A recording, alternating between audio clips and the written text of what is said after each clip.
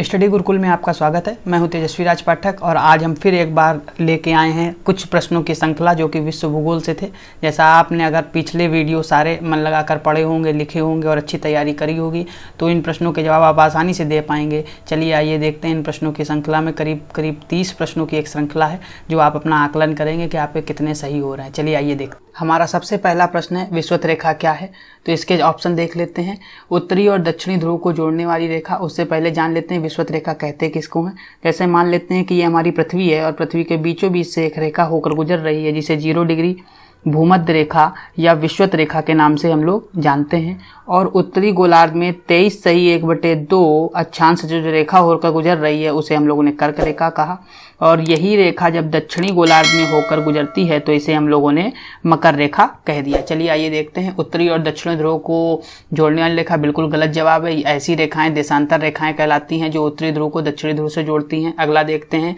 उत्तरी और दक्षिणी ध्रुव के बीच पृथ्वी को गिर्द मतलब छल्लों घूमने वाली काल्पनिक रेखाएं, छल्लों में विभाजित करने वाली काल्पनिक रेखाएं, यही जवाब आपका बिल्कुल सही होगा। कर्क रेखा हो नहीं सकता और आपको आपका जवाब मिल गया है।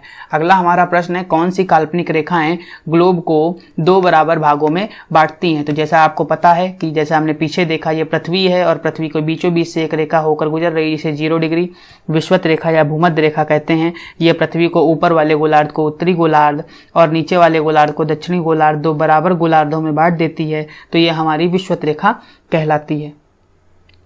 अगला प्रश्न है अंतर्राष्ट्रीय दिनांक रेखा किसे कहते हैं। जैसा आपको पता होगा ये दिनांक रेखा देशांतर रेखा होती है। जैसा कि ये पृथ्वी है, ये इसमें जो पड़ी हुई रेखाएं हैं ये अक्षांश रेखाएं हैं और जो उत्तरी ध्रुव को दक्षिणी ध्रुव से जोड़ देती हैं वो देशांतर रेखाएं होती हैं। सबसे पहला प्रश्न ये है कि यह एक प्रकार की देशांतर रेखा होती है। और अगर हम इसके उत्तर की बात करें तो विषुवत रेखा बिल्कुल नहीं है, 0 डिग्री बिल्कुल नहीं है, 90 डिग्री भी बिल्कुल नहीं है। और हमारा सही जवाब है 180 डिग्री रेखा को, 180 डिग्री देशांतर रेखा को हम लोग अंतर्राष्ट्रीय दिनांक रेखा या अंतर्राष्ट्रीय तिथि रेखा के नाम से जानते हैं।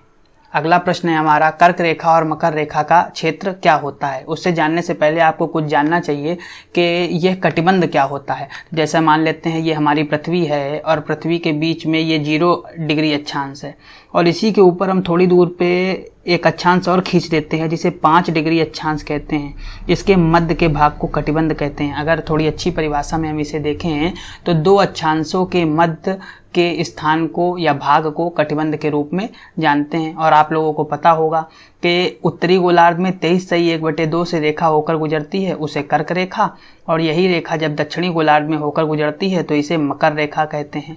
और जो सूर्य की लंबवत किरणें हैं वो कर्क रेखा से मकर रेखा के मध्य पड़ती हैं। और जहाँ पर सूर्य की लंबवत किरणें पड़ रही होंगी वहाँ गर्मी ज़्यादा होगी, और जहाँ गर्मी ज़्यादा होगी, गर्म ज़्यादा होगा या गर्मी ज़्यादा होगी, वहाँ के जो कटिबंधी इलाके को बोलते हैं हम लोग उष्ण कटिबंध। तो हमारा जो ऑप्शन आएगा वो सी सही आएगा। शीत कटिबंध बिल्कुल नहीं है, शीतोष्ण तो हो ही नहीं सकता। आपको आपका जवाब मिल चुका है। अगला हमारा प्रश्न है भारत का कौन सा पड़ोसी देश बर्मा के नाम से भी जाना जाता था। तो जैसा आप लोग जानते हैं कि म्यांमार है, म्यांमार हमारा सही जवाब है। म्यांमार का प्राचीन नाम बर्मा है और म्यांमार का उपनाम एक और है जिसे स्वर्णिम पैगोडा का देश भी कहते हैं। स्वर्णिम पैगोडा का देश भी कहते हैं।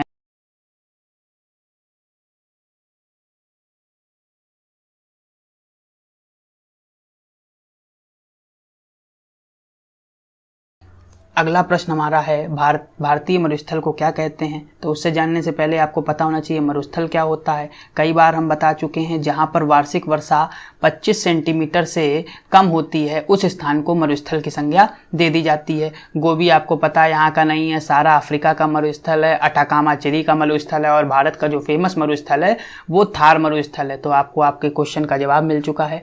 अगला हमारा प्रश्न है क्षेत्रफल के आधार पर सबसे बड़ा देश कौन सा है। तो हमने जितने समय आपको महाद्वीप पढ़ा रहे थे तो हमने कई बार इस प्रश्न का जिक्र करा था कि क्षेत्रफल के आधार पर सबसे बड़ा देश रूस है और अगला देश कनाडा है। जैसा कि आप लोगों को पता होगा तो हमारा ऑप्शन सही हो जाएगा ऑप्शन डी यानी कि रूस। अगला हमारा प्रश्न है क्षेत्रफल के आधार पर पृथ्वी का सबसे बड़ा महाद्वीप कौन सा है? तो आपको जवाब पता होगा, एशिया महाद्वीप क्षेत्रफल और जनसंख्या के आधार पर नंबर 1 स्थान रखता है। विश्व की लगभग 60% आबादी एशिया में निवास करती है। इसका मतलब अगर विश्व में टोटल 100 लोग रह रहे होंगे तो एशिया महाद्वीप में 60 रह रहे होंगे, बचे हुए 6 महाद्वीपों में 40 लोग रह रहे होंगे। चलिए आइए देखते हैं अगला प्रश्न, अंधकारमय महाद्वीप कौन सा है? अंधकारमय का मतलब अंध महाद्वीप कह सकते हैं आप लोगों को पता होगा, अंध महाद्वीप अफ्रीका महाद्वीप को कहते हैं। उसके पीछे का कारण ये है, सबसे पिछड़ा हुआ महाद्वीप है, इसकी प्रोग्रेस बहुत स्लो है। जैसे एक अंधा चलता है धीमे धीमे करके, ऐसे यहाँ की प्रोग्रेस है। यहाँ बहुत ज़्यादा गरीब देश पाए जाते हैं, इस वजह से इसे अफ्रीका महाद्वीप को अंधकारमय या अंध महाद्वीप कहते हैं। इससे जुड़ा हुआ एक प्रश्न और याद रखिएगा, अंध महासागर अटलांटिक महासागर को हम लोग अंध महासागर के रूप में जानते हैं, जो कि अगर आप इसकी स्थिति की बात देखेंगे तो यहाँ पर आपको पड़ेगा उत्तरी अमेरिका और नीचे आपको पड़ेगा दक्षिणी अमेरिका, इधर पर आपको पड़ेगा यूरोप महाद्वीप और अफ्रीका महाद्वीप। इसके बीच में जो महासागर फैला हुआ है इसे अटलांटिक महासागर कहते हैं। यह ऐसा आकार का महासागर है, ये भी आप लोगों को पता होगा, और इसके बीच में एक पर्वत श्रृंखला पाई जाती है जिसे मध्य अटलांटिक कटक के नाम से जानते हैं। अगर इसकी लंबाई की बात करें तो 14,500 किलोमीटर के लगभग लंबी पर्वत श्रृंखला है ये। चलिए आइए देखते हैं अगला प्रश्न, विश्व का सबसे बड़ा महाद्वीप कौन सा है? तो उससे जानने से पहले आपको ये पता होना चाहिए कि द्वीप किसे कहते हैं। तो ऐसा स्थलखंड जो चारों ओर जल से घिरा हो द्वीप कहलाता है। तो आपको पता है न्यू गिनी हमारा प्रशांत महासागर में द्वीप पड़ता है। ग्रीनलैंड सबसे बड़ा द्वीप है। अगर विश्व के सबसे बड़ी द्वीप की बात करें तो ग्रीनलैंड है। अगर आप इसकी स्थिति की बात करें तो आपको ये उत्तरी अमेरिका के बगल में देखने को मिलेगा, लेकिन यह है डेनमार्क के अधीन है, मतलब डेनमार्क इस पर शासन करता है, ये डेनमार्क का द्वीप है। अगर मेडागास्कर की बात करें तो आपको यह अफ्रीका महाद्वीप का एक द्वीपीय देश है, वहाँ पर आपको दिख जाएगा मेडागास्कर। और मेडागास्कर और मोजाम्बिक के बाद एक चैनल है जिसका नाम है मोजाम्बिक चैनल। जैसा अगला देखते हैं, अगला हम देखते हैं आइसलैंड। अगर आप देखने को मिलेगा तो आपको यूरोप के बगल में आइसलैंड देखने को मिल जाएगा। चलिए अगला प्रश्न देखते हैं, निम्न में से कौन सा देश सार्क का सदस्य नहीं है? तो उससे पहले आपको जानना पड़ेगा सार्क है क्या। South Asian association of regional corporation, मतलब एशिया के साउथ में स्थित कुछ देशों के समूह को हम लोगों ने सार्क बोल दिया। अगर इसके मुख्यालय की बात करें तो नेपाल की राजधानी काठमांडू में सार्क का मुख्यालय है। और अगर इसके सदस्य देशों की बात करें तो ये भूटान भी है, नेपाल भी है, मालदीव भी है, लेकिन हमारा सिंगापुर नहीं है। तो हमारा सही जवाब हो जाएगा सिंगापुर सार्क का सदस्य नहीं है। चलिए आइए देखते हैं अगला प्रश्न, दुनिया की सबसे ऊंची चोटी माउंट एवरेस्ट को नेपाल में किस लोकप्रिय नाम से जानते हैं? तो उम्मीद है कि आप लोगों को पता होगा, नेपाल में इसे सागरमाथा के नाम से जानते हैं। चलिए आइए देखते हैं अगला प्रश्न, दुनिया की छत रूफ ऑफ द वर्ल्ड निम्नलिखित में किसे कहा जाता है? तो आपको पता होगा पामीर का पठार, जिसे तिब्बत के पठार के रूप में भी हम लोग जानते हैं। इसे ही वर्ल्ड ऑफ रूफ यानी संसार की छत के रूप में जाना जाता है। अगला प्रश्न है, दो बड़े भूभागों को जोड़ने वाली संकीर्ण पट्टी को क्या कहते हैं? जैसा कि आप लोगों को मैं बता चुका हूं, अगर आप देखेंगे तो उत्तरी अमेरिका की कुछ स्थिति इस प्रकार की है और एक सकरी पट्टी आकर दक्षिणी अमेरिका से जोड़ती है और इसे हम लोग पनामा स्थल संधि के रूप में जानते हैं। जल डमरू मध्य पानी के जलाशयों को जोड़ता है। अंतरीप पतली सकरी आकृति होती है। प्रायद्वीप, जो आप लोगों को पता है प्रायद्वीप क्या होता है, जैसे जो स्थलखंड तीन ओर पानी से घिरा हो, तीन ओर पानी से घिरा हो और एक ओर स्थल से घिरा हो, ऐसी स्थिति को प्रायद्वीप कहते हैं। जैसे आपको पता होगा भारत भी एक प्रायद्वीप है और विश्व का सबसे बड़ा प्रायद्वीप की अगर बात करें तो हमारा अरब का प्रायद्वीप आता है। तो इसका सही जवाब हो जाएगा स्थल डमरू मध्य। अगला प्रश्न है, कौन सी रेखा भारत को पाकिस्तान से अलग करती है? तो आप लोगों को पता होगा रेड क्लिफ रेखा भारत से पाकिस्तान को अलग करती है। और अगली रेखा की बात करें डूरंड रेखा, तो डूरंड रेखा पाकिस्तान और अफगानिस्तान के मध्य में है। अगर रेड क्लिफ रेखा की बात करें तो रेड क्लिफ रेखा का नामकरण सर सेरिल रेडक्लिफ के आधार पर किया गया था और इन्होंने इस रेखा को 15 अगस्त 1947 को इस रेखा को रेडक्लिफ रेखा का नाम दिया था। 17वीं डिग्री समांतर आप जानते होंगे, 17वीं डिग्री समांतर उत्तरी वियतनाम और दक्षिणी वियतनाम के मध्य में रेखा है, तो आपको आपका सही जवाब मिल गया होगा रेडक्लिफ रेखा। अगला हमारा प्रश्न है, निम्न में से भारत का कौन सा पड़ोसी देश स्थल सीमा से घिरा हुआ नहीं है। अगर नेपाल की बात करें तो उत्तर में चीन आ जाता है और भारत से घिरा हुआ है। भूटान की भी स्थिति कुछ इसी प्रकार आती है, अफगानिस्तान भी की स्थिति कुछ इसी प्रकार आती है, लेकिन म्यांमार एक तरफ से जल से घिरा हुआ है, तो हमारा सही उत्तर हो जाएगा म्यांमार। अगला प्रश्न है, मैकमोहन रेखा द्वारा अलग किए जाने वाले देश कौन से हैं। पाकिस्तान, अफगानिस्तान बिल्कुल नहीं, यहाँ पे डूरंड रेखा है। अगला है बांग्लादेश और भारत, बिल्कुल नहीं, बिल्कुल गलत जवाब है। चीन और भारत, बिल्कुल सही जवाब है। भारत और चीन के मध्य जो रेखा है उसे हम लोगों ने मैकमोहन रेखा कह दिया। और पाकिस्तान और भारत के मध्य रेडक्लिफ रेखा थी, जिसका नामकरण सर सेरल रेडक्लिफ के आधार पर किया गया था, जैसा हम पिछले प्रश्न में बता चुके हैं।